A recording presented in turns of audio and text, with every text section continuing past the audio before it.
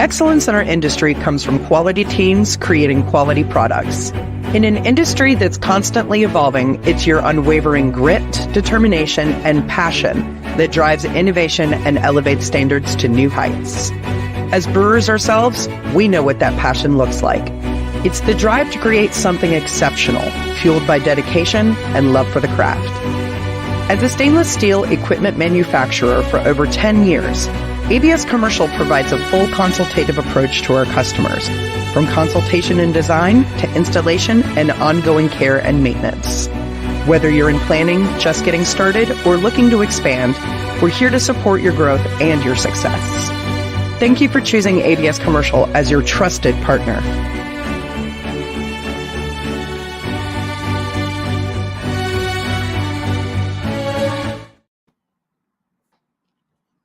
Hi, everybody. Good morning. Good Monday morning.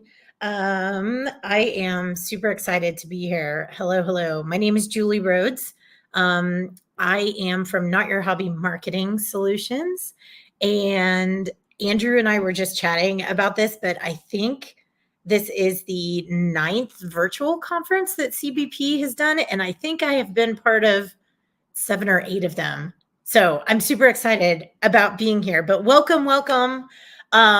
This session is going to be a little bit different than what you saw earlier today, what you've gotten so far this morning, and probably what you've seen in the past. And we're just going to get right into it. And I'm going to explain why things look the way that they do here in a second. But first of all, just thank you to Andrew at Craft Beer Professionals for doing this all the time and providing free education for everybody. Thank you to ABS Commercial, Woodfly, and the Beer Law Center. And let's get into things, folks. All right. Hang on. I got to push buttons over here. Like I said, my name is Julie Rhodes. I hope that you know me. I don't know. I hope not everybody knows me. I'm the owner operator of Not Your Hobby Marketing Solutions. I'm a strategic business consultant. I've been around the block for a couple of decades. If you want to read through this, you can. I've done a lot of things. I'm not a random person coming to you. I have quite a bit of industry knowledge. I focus on the business side of things, not production. I'm with a big focus on sales, mostly outside sales, but a little bit on site, like what you were just listening to about the tap room. I do a little bit of that, but mostly specialize in wholesale sales, helping people optimize their wholesale planning and distributor management. I do a lot with digital marketing. In fact, if you've watched my CBP talks before that I've done, it focuses a lot on digital marketing. That's because I have a very extensive background in digital marketing. And then I help people with their businesses. So I help small to medium-sized breweries, anywhere from like in planning, startup, all the way up to like 10,000 barrels. I help folks with their business plans, their infrastructure, their management structure, things like that. So, all right. I'm married to somebody else in the industry. My husband's great. Jason, you might have seen him doing other things. He also helps me out with the company. I have 2 boys that were basically raised in the beer industry. God bless them. They do not run around tap rooms. I will tell you that much. They're very well behaved. I am part of the BA mentorship program. It's one of the things that I am absolutely most proud of in my career. It means a lot to me. I was the 2023 BA Mentor of the Year. I'm an allied trade partner for a whole bunch of guilds and associations. And the biggest thing for you to see right here is that I'm a science fiction nerd. And most people that know me personally know this already. I wanted this side to come out a little bit, maybe because I've been hanging out with Audra a whole lot lately. I don't know. Hopefully you know Audra with her cosplay and Star Wars fascination and everything. We're going to go a little bit of a different path today. We're going Lord of the Rings. And I'll explain why in just a second. Our brains love stories. So human brains actually love storytelling. And if there's one thing that the craft beverage industry is really good at, is storytelling. I'm just going to throw a book recommendation at you like right off the bat in slide 3.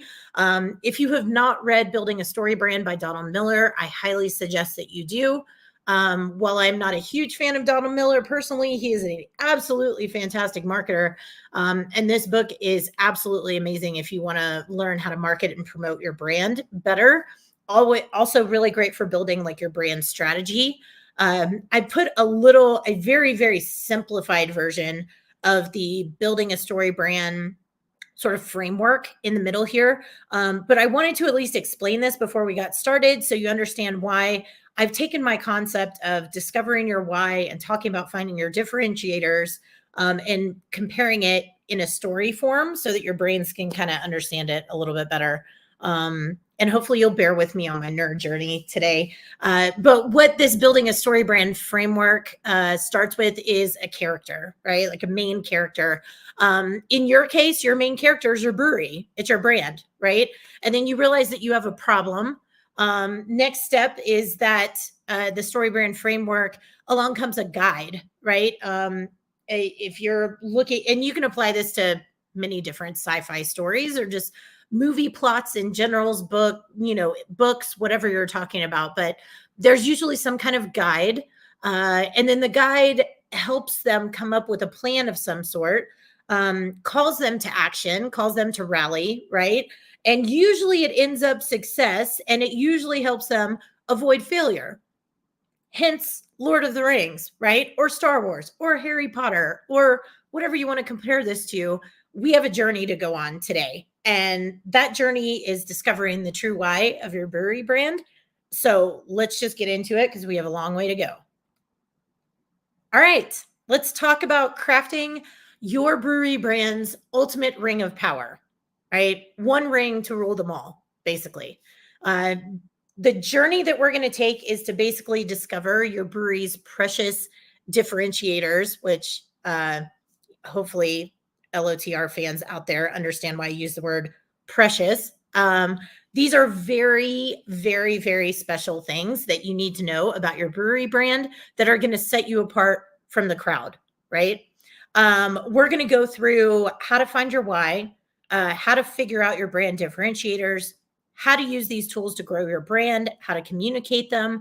And instead of using the ring for evil, which is what it's designed for, kind of in the story of Lord of the Rings and The Hobbit and everything, we're going to actually use our ring for good instead of for evil, right? All right, so the world has changed. The beer world has changed. You can feel it in the number of brewery closings.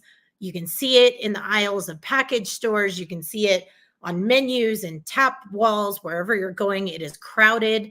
And you can smell it in the press releases, right? We're talking, there's all the buzz about how many places are closing, how many places are opening, and what the landscape is kind of looking at this point. There's also, buzz about shifting consumer taste. The craft beer industry is basically different, right? Far gone are our golden years, right? From about, this is like a rough range, like 2011 to 2017. Some people started in 2013, right? But y'all know what I'm talking about when it comes to these golden years. That was when you could brew it, people would come, the carts of money were being wheeled in the back door, and that's just not the case anymore. Owners and operators are now pushed to their limits by evil forces of competition, inflation, shifting consumer tastes. These are all the things that we have to deal with, right? Remember that story brand framework? This is the challenge. This is what we have to conquer. But there's light where there is dark, folks. Rings of power have been forged to help brewers find their way, and they bear gifts of knowledge, they bear gifts of wealth, cunning, strengths, resilience, and heart, right? Passion. It's ways that we can conquer this together. But there is one ring that rules all of them from the very beginning. And that is the ring of brand power, right? This is knowing why your brand exists, knowing the true why of your brand. Now, I want to tell you, most people are probably thinking right now, shit, I'm just trying to keep my doors open. Julie, I do not have time for strategic work. Here's the thing I'm going to tell you right now. You cannot afford to not have time to look strategically at your business. I don't just have a shirt that says hope is not a strategy.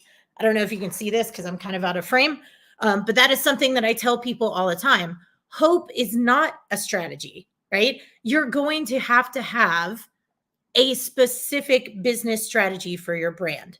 And the further you get along in the history of your organization without strategic plans in place, the more it's going to cost you later on. So you might as well press pause, like take time out, right? And make room for some strategy in your business plans, because these market conditions that we're dealing with are not going to go away anytime soon.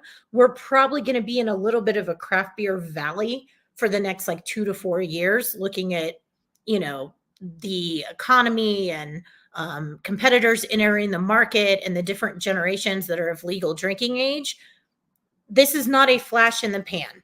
So the sooner that you can get straight about strategically where your business fits into the market, position, price, promotion, what your brand identity is, trust me, it's going to pay off in spades. I promise.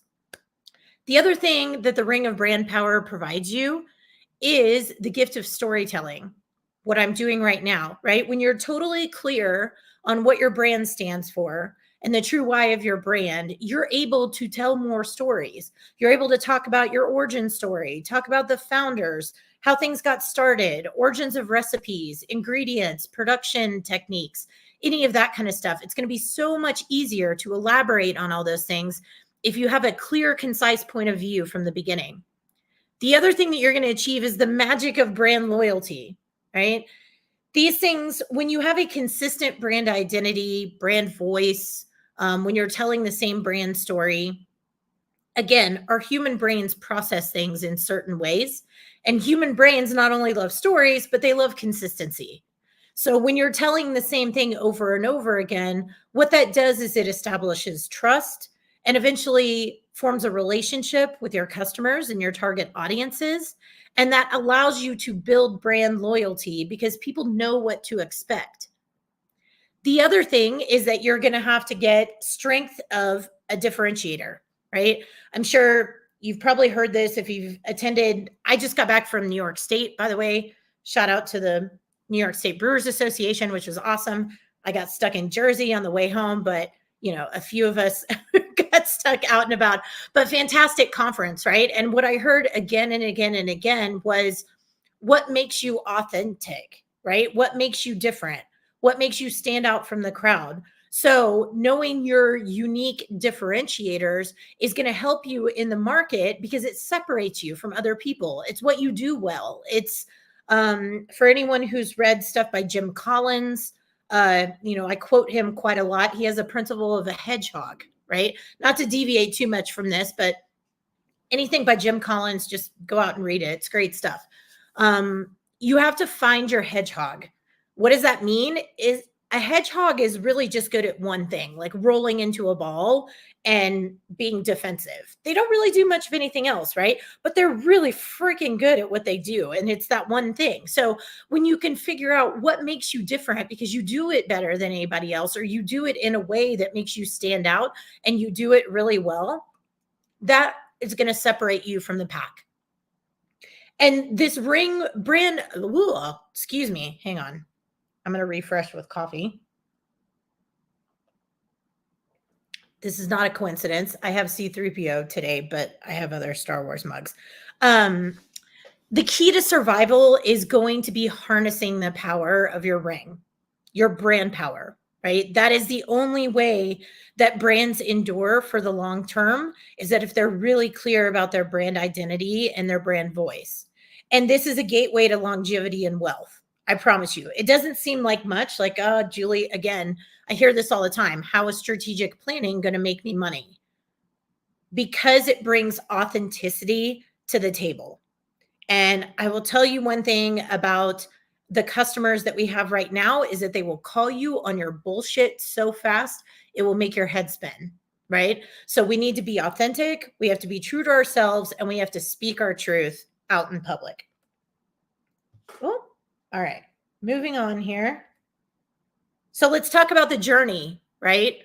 That's the best picture that I could find on Canva of a hobbit. So just like cut me some slack on the accuracy of this, right? All right. So the journey, what does this journey look like, right? We are on a journey to harness the great power of your ring, the ultimate quest to develop your brand identity, discover your precious differentiators, and hone your marketing skills, right? We have to learn to use the ring of power for good instead of for evil. I'm going to guide you on a trip to do this today. And I'm hoping that once we get to the end and get to our destination, you'll feel a little bit better about your brand power here. All right. Finding your why includes knowing what makes you different than other brands, right? Discovering the clear identity of personality of your brand. And the ethos of this entire journey, honestly, is to figure out how you can use these elements and apply it to things like storytelling, marketing messages, sales materials, things like that, so that we can all sell more beer together, which is a great thing. All right. Why yielding the ring of brand power is so important and how it contributes to your brand's survival. First of all, you can't sell anything without a relationship. Yes, there's online purchasing, right? Everybody's familiar with Amazon and like the million other things that you can do with e-commerce. But most of the time, when you're buying things without a human or a relationship involved, it's a very low spend, right? It's a very small commitment. And you all know it doesn't always work out well. There's returns and things like that. Ultimately, long-term sales are based on relationships and trust. So, your customers, they are not going to build a relationship with you unless they trust you, right? And that's something that having a clear view of your brand is going to help you do. What it involves is that when you're authentic and honest with people, it builds that trust factor and they know that they can rely on you for certain things. Also, when I mentioned the BS factor, it's going to make you authentic, right? We want to talk about brand authenticity. If you pretend something that you're not when it comes to your brand, you will get called on it, right? I am not going to mention any brands in particular in this session, but think of a certain variety or like a spinoff or a different style that was released by a brewery that you have a connection with that didn't quite seem to fit. Most likely that brewery is not selling that beer anymore. You know why? Because it wasn't authentic. It didn't fit the expectations of what you have for that brand and what they're good at and what they normally produce. Now, this is not always the case. There are exceptions to the rule. There's some big exceptions to the rule right now with some very large regional and international craft brands. Again, I'm not going to mention anything by name, but sometimes when that happens, it's a result of how they're moving through their own product life cycle. That's a whole nother topic in itself, right? And actually, if you comb through the CBP volumes and historical playlists, you'll find me talking quite a bit about a brand's product life cycle. I'm not going to get into it today, but when certain brands have been around for a while, they go through a period of maturation and you have to make a decision. Either I'm going to evolve or I'm going to die. It sounds harsh, but that's basically what it is. So you either have to make an evolution or you have to just stop the business completely. And some of the older brands that have been around for a very long time have made that evolution and they've hit a lot of success, which is awesome. Yet they still have some retention of what their original brand was. It's not totally gone, right? Because you trust that original brand. You have a relationship with it. You have expectations from them, but maybe they've added something new. This is a little bit harder to do for younger brands. So just keep that in mind. That's why I say like some of the younger, smaller breweries that are out there that try this, it might not work all the time, but I digress. My point here is to go back to authenticity. Usually, if you're authentic, it's paired with success. And that's something that you need to keep in mind. The other thing is loyalty. When you have trust, when you have a relationship, when the expectations are there, it's going to encourage repeat purchases, And that's something that you have to nurture.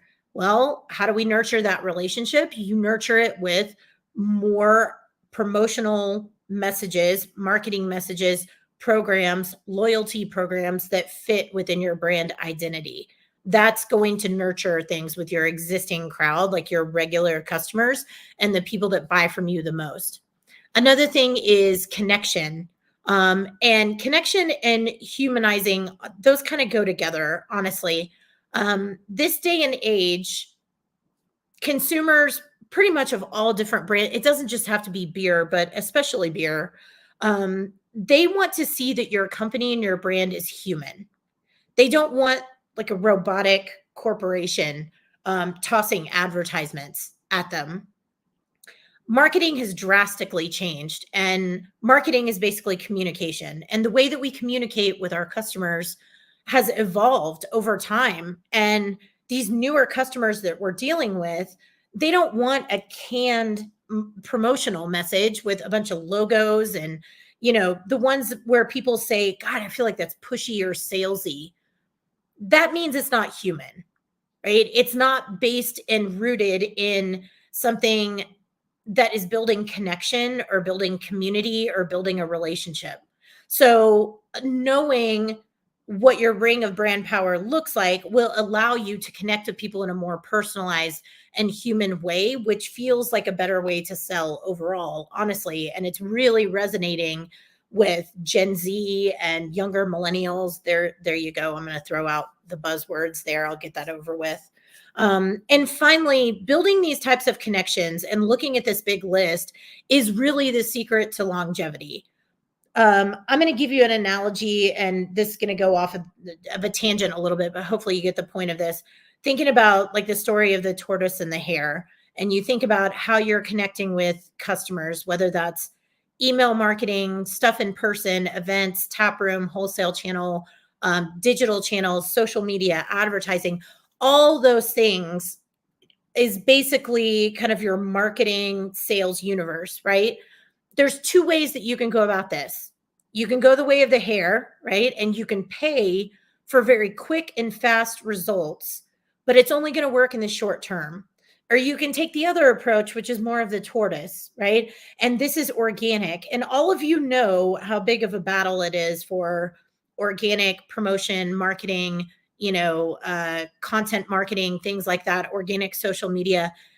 It feels like you're just like barely trudging along and that you're treading water and that it takes so long. But I will tell you this much right now, it is building those people for the long term. They are highly unlikely to disappear after your quick, fast, expensive campaigns. It's more for the long haul. And doing strategic work like this is for the long haul. So just know that's your big payoff here. Okay, you cannot set out on a journey without being prepared. These are the things that I want you to put in your little hobbit, like backpack, rucksack, whatever you want to call it. I don't think Gimli had one. I know all the hobbits had like their little packs. Think about yourself like Sam in the Lord of the Rings, right? Where he has like everything that you could possibly need, especially at the beginning.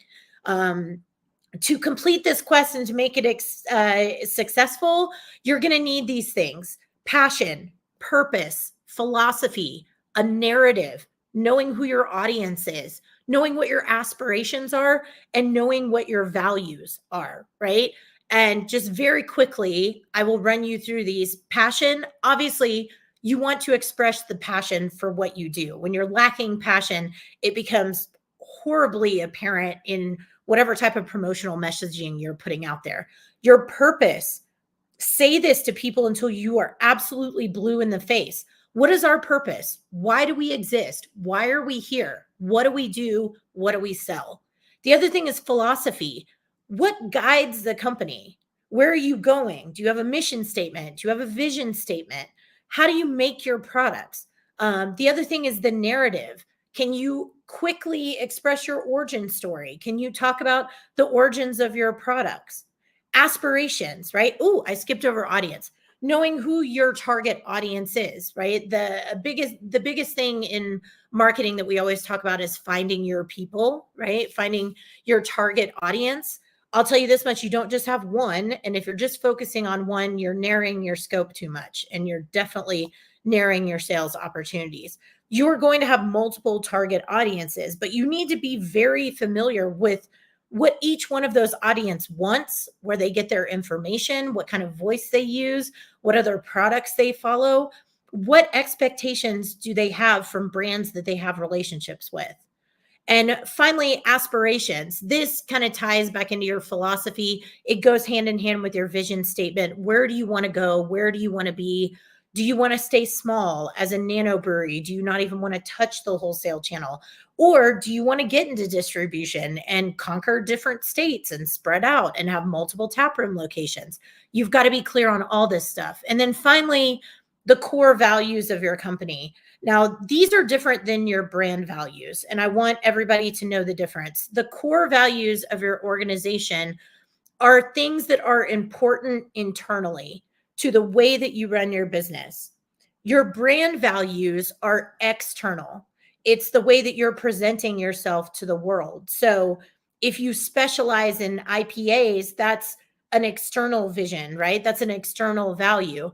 But if you talk about corporate culture, inclusivity, things like that, infrastructure wise, internally, that is a core value of your organization. So just know those are different principles. Okay, Julie, so get to it. What does the quest actually look like? Let's get into this. We have 4 different stops on this journey in this quest. Frodo had way more than that, but I didn't want to overload everybody's brains today. So this is what the quest looks like. We are going to start with your origin story. And then we're going to make a trek over to your mission and vision statement so that you can get clear about that. Finally, we're going to talk about brand archetypes and what your archetype might actually be. Please know that I'm going to introduce this concept to you, but please get on the Google machine and look up brand archetypes because there is tons of stuff out there. And I don't have enough time to go through all of them today, but I am going to introduce the concept to you. And finally, we are going to talk about personas. And when I talk about personas, that's talking about target audience identification. So let's get going. We have to start somewhere, right? We're starting in the Shire. That's our home base, right? Think about this. The Shire, your home base, it's your origin. This is the origin story. This is the founder story. These are your beginnings, right? Because our customers love storytelling, this is something that we can incorporate into our promotional strategies really, really easily and seamlessly. You can write about you might have this as your about us section. It could be featured in your email marketing. It could be if you have a blog. Blogs are not dead, people. They also fuel your SEO strategies. So please just know that. It could be in your email marketing correspondence. I don't like calling those newsletters, by the way. Nobody wants another newsletter. That's a whole nother talk. But the content for this could be in there. It could be in one of your paid advertisements. It could be on a shelf talker. It could be on a poster. It could be on something in the tap room. It's something that your staff needs to know. It is the roots of your brand and the roots of your organization. And it is the very first step in discovering your true why. It's to get into the nuts and bolts of that origin story. What did you start out to do from the beginning? And how can you express that to people in a very clear and concise way? You want to talk about the elements of your beginnings. This is a way that we can basically acknowledge where you've been in order to figure out where we want to go in the future. And always carry a little piece of it with you. For those fellow nerds out there that love this movie and know that Sam carried around that little box of seasonings and he took it with him. No matter how far they got in the journey, he always had a little piece of the Shire with him. So make sure that you're always taking this with you, no matter how big you get or no matter where you go. It's something very special. So please hang on to it. All right. Second stop, Rivendell. Do you know what Rivendell is? Okay. If you don't, it's like basically the kingdom of the elves, right? It is gorgeous. It is beautiful. It is full of wisdom and guidance and purpose. And it's where many, many problems get solved, right? So this is where we hang out to figure out our mission and our vision, right? It establishes the heart of your brand. I hope that makes sense to everybody. I'm giving you this writing prompt. I have 2 boys, by the way, and they both struggle with neurodiversity. And I have a kiddo that's also dyslexic. And I find that sometimes a good old fashioned writing prompt is the best way to like get your brain going when you do exercises like this. So this is a very rudimentary sort of framework for a mission statement. Please know that mission statements come in various shapes, sizes, and formats, and links. So you'll have to discover your own. But this is kind of the basic for framework for where you want to get started, and that is we make blank, which is what do we do, what do we make, what do we specialize in for blank your target audience, who like craft beer drinkers, I don't know, millennials, whatever, like fill in the blank, right? Who you're trying to reach by producing blank. This is how we fulfill that prophecy, right? The philosophy in blank ways with the tap room, e-commerce, wholesale channel, whatever that might be. But this will get you a really good head start on figuring out where your company is going, because you're going to have a good idea of what you're set up to do, and you already have a wonderful foundation in your mission statement. Things that factor into this: core values, right? What we stand for, what's important to us, what do we embrace on a daily basis. The other piece of this is the vision statement. And while the mission is the purpose, you want to think about the vision as where you want to take it. What's like the next journey, or what's the part of the next journey, right? What does that even look like?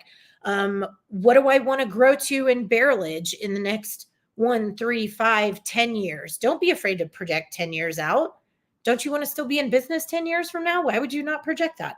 What does that look like in revenue numbers? You could do it in dollars. What does it look like in product lines? Different brand spinoffs, getting into different areas. Do you want to add tap rooms? Things like that. You want to think about where you want to go with the brand. All right. So we've got that going. What's our third step? The good old Mines of Moria, right? With the Dwarfs. These guys are hardcore. They are very strong. They're a little rough around the edges, but they mean well, and they're fiercely loyal, right? This is where we want to get into the nuts and bolts of your brand archetype. And I will tell you right now, every single consumer packaged brand that is on the market, doesn't matter if it's beer, peanut butter, toilet paper, calculators, pens and pencils, coffee, whatever it is, they have a brand archetype for their organization. If they don't have one, they should have one.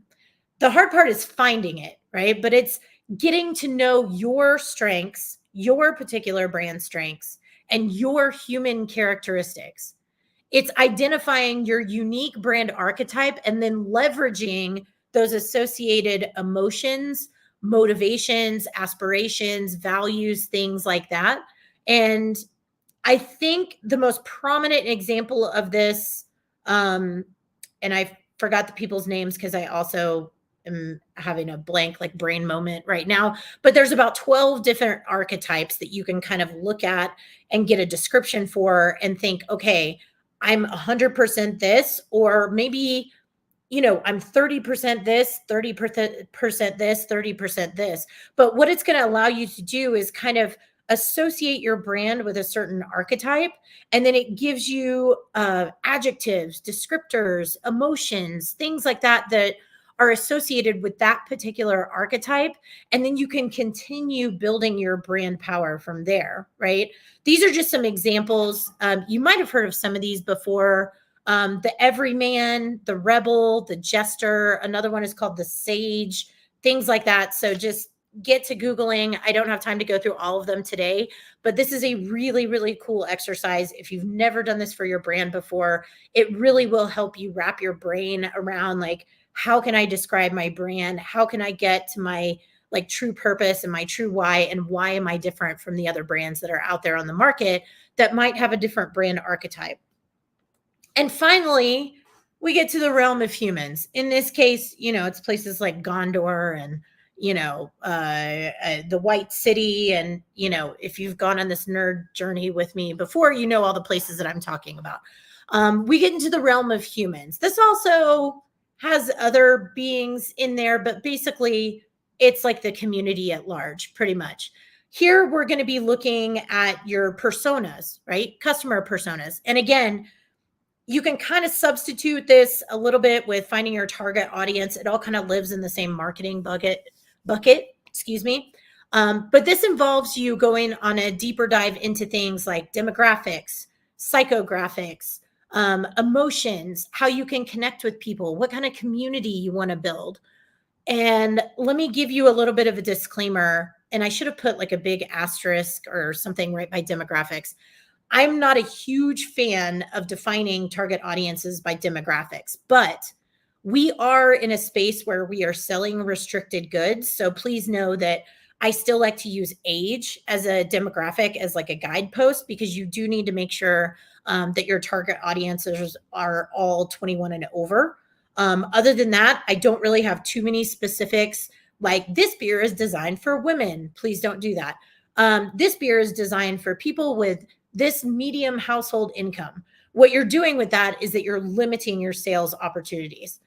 The other thing about beer that's special is that if I want it, I'm going to buy it. I don't need it for survival. Maybe some people do. I don't myself. A lot of customers don't, right? And so it is one of those products that people feel very emotionally tied to and emotionally connected to. So they will find a way most of the time. There are going to be trade offs for financial constraints, but I don't like to market that way because, again, I feel like it's limiting your sales opportunities overall. What I really like to tell people to focus on is psychographics, emotion, and connection. What this means, psychographics actually entails more things like what are my personal values? What are my goals? What are my aspirations? What are my hobbies? What am I interested in doing? What do I do with my free time? What do I spend my discretionary income on? And I always like to give people, or I try to give you some concrete examples. And that is, a brand like, I'm just going to pick one randomly off the top of my head because I did not write down an example, like Deschutes, right? Like they focus a lot on adventure, right? So a lot of their promotional materials is geared towards adventurous things, camping, hiking, skiing. I don't, all that. Actually, I'm based in Colorado, just so you know. I kind of left that out at the beginning. A local example here is Denver Beer Company. They do a great job of talking about like, take the beer when you go camping, take it with your dogs when you go, out to the mountain, things like that. But it very much embodies the same interests and hobbies and the things that their customers and their target audiences want to do. And what that does is it makes our human brains, it gives us a point of familiarity, basically. And that feels really good to our brains. And that's what builds connection with your customer personas and with your target audiences. But being able to ask yourself, who are my audiences? What do they look like? What do they like to do? Where can I find them? Can I show up in the same places where they get information? The session before this, I heard someone say, oh, we skew a little bit old, right? So we still send out a lot of email. There's absolutely nothing wrong with that. And that's genius that you recognize that, right? That means that you have a target audience that doesn't want to be on Instagram all the time. And you know what?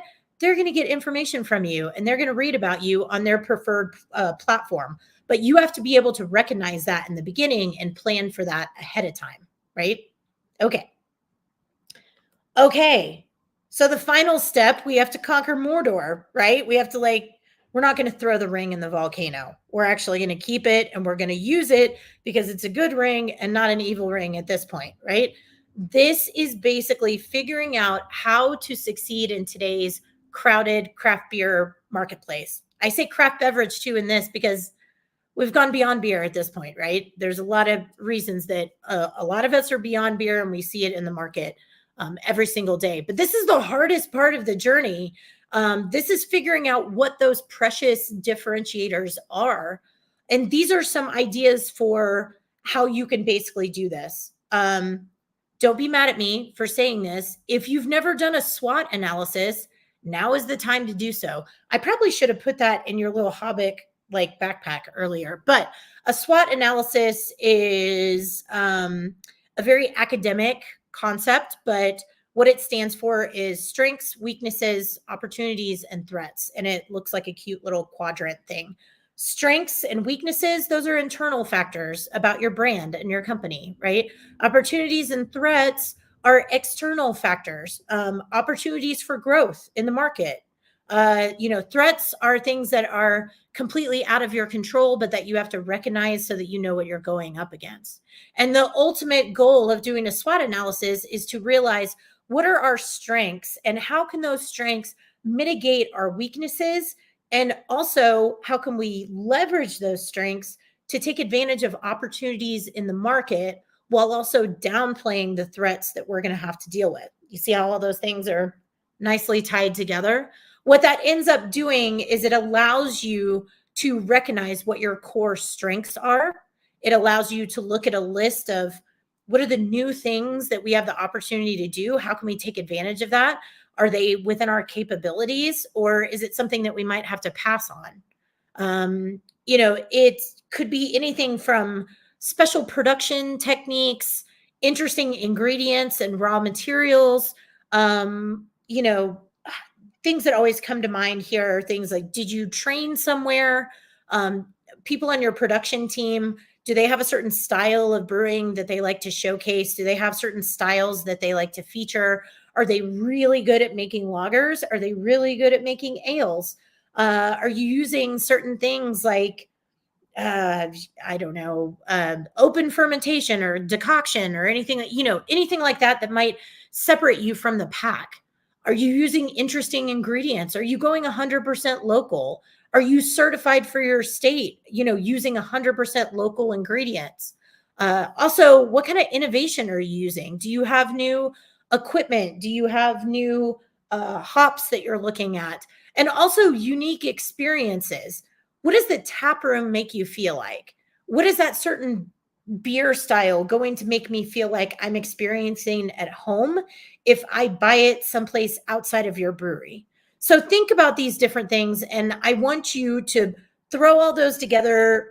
You can do this however you want to. I like to do what's called a brain dump and just get it all out of my head. And then I go back and arrange things into like patterns and categories and things like that. I've seen people do it with a notebook, with Post-it notes, with a digital document, or on a whiteboard, however you want to do it. Go through the brainstorming and involve your entire team with this, because the more diverse of a group that you have, the more ideas that you're going to get, the more viewpoints that you're going to get. And what that is going to allow you to do is really pinpoint those precious differentiators that are going to be able to separate you from the rest of the crowd. I promise. Okay. What does victory look like, right? Victory looks like we are going to put something on our ring of brand power. We are going to imprint something instead of the evil language, dark elvish of Mordor. We are going to put a tagline that embodies the entire essence of our brand, what makes us different. And one of the most successful taglines I think I've ever seen historically, and I look at a lot of taglines, trust me, is Dogfish Head. And that is off-centered ales for off-centered people. It is one unifying, really powerful message that is short and to the point. It's not overly clever. It's not confusing. It's memorable. It highlights your differentiators that we just figured out, right? It shows off the benefits, and it stands the test of longevity. That is all the things that your tagline, your motto, you're selling. Some people call it an elevator pitch. I actually hate that term, but that's kind of what it is. But something that is concise and to the point, that answers a couple of key questions. Also, this is from the world of Donald Miller, and I talk to people about this all the time when it comes to their websites and things like that, their marketing materials. Can you pass what's called his grunt test? And this is Donald Miller's, not mine, by the way. I'm not taking credit for this. Is it telling me who you are, what you do, and who you are for, or what I sell, right? Like just some basic questions. This tagline, I know that I'm getting something that is off the beaten path. It's probably unusual. It says ale, so I know they make beer. And I know it's for me because I'm a little weird and I want something a little weird, right? So just in this really distinct short segment, this tagline, it has told me so many things that I need to know about this brand and the organization and the company. And I would encourage everybody, do the brain dump, do the SWOT analysis, figure out your points of differentiation, and figure out what your own tagline is if you don't already have one. If you do have one and you feel like it's a little bit lacking, you can redo it. It's fine. It's not the end of the world. Just redo it so that it's a little bit more clear and concise. I did actually pull some examples of other taglines because I thought you would want to hear them. New Belgium, follow your folly. That's interesting on like a whole bunch of different levels, considering where that business is now. I still think it's very fitting. Deschutes, born in Oregon, brewed for adventure. Fonta Flora. I wanted to give you some smaller examples too. Beer made by farmers. Okay. It might seem simple, but it's genius in its simplicity, right? KC Brewing and Blending, which is in my backyard, and I grabbed them on purpose. First of all, I love their product. Shout out to Casey.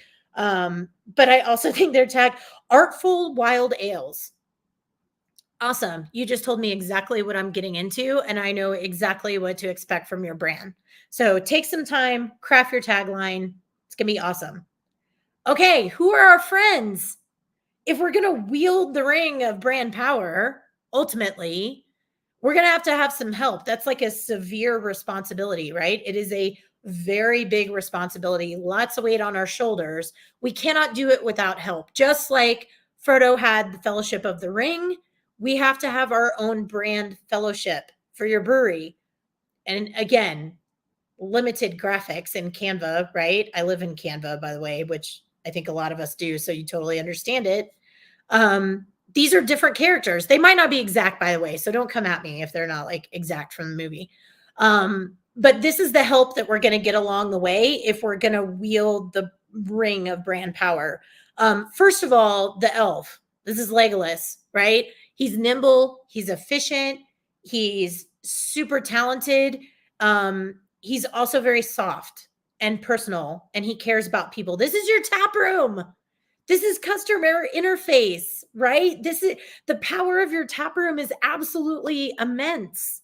It is so incredibly important. So train your staff, work with your staff, make sure that they understand your ethos and your differentiators and what the core tenets of the company are. Make sure that they know the products and that they feel comfortable talking about them, because they are the best way that you can engage with your customers and build those relationships. The next is, the dwarves, the good old dwarves, right? Again, very strong, very powerful, pretty solid, right? They're a little rough around the edges. This is the wholesale channel. If you know, you know. If you're in distribution, you know why I'm saying that, right? A little rough around the edges right now, but it can accomplish great things. They're also natural sprinters, right? Quick to market, quick to get your beer out there in a whole bunch of different places. Packs a big punch. This is another way that you can help spread the word about your brand power. The other thing is the hobbits and humans, right? This is like the, again, the populace, right, of Middle Earth. These are the folks that come in all different shapes and sizes and backgrounds. These are your marketing channels. Bear with me when I say this, right? They all have different personalities. They all have different, pros and cons. These are things like social media, your website, email marketing, unpaid media, earned and unearned media, press releases, events, interactions, all the things that you can use to deliver your messages are going to go through these people. And you have a lot of them. Some of them are going to be your besties. Some of them you're probably not going to hang out with all that much. And that's totally fine. But make sure you're solid with like your small crew of besties, because they will be the best advocates for you in the entire world. Trust me. And then finally, the wizard, right?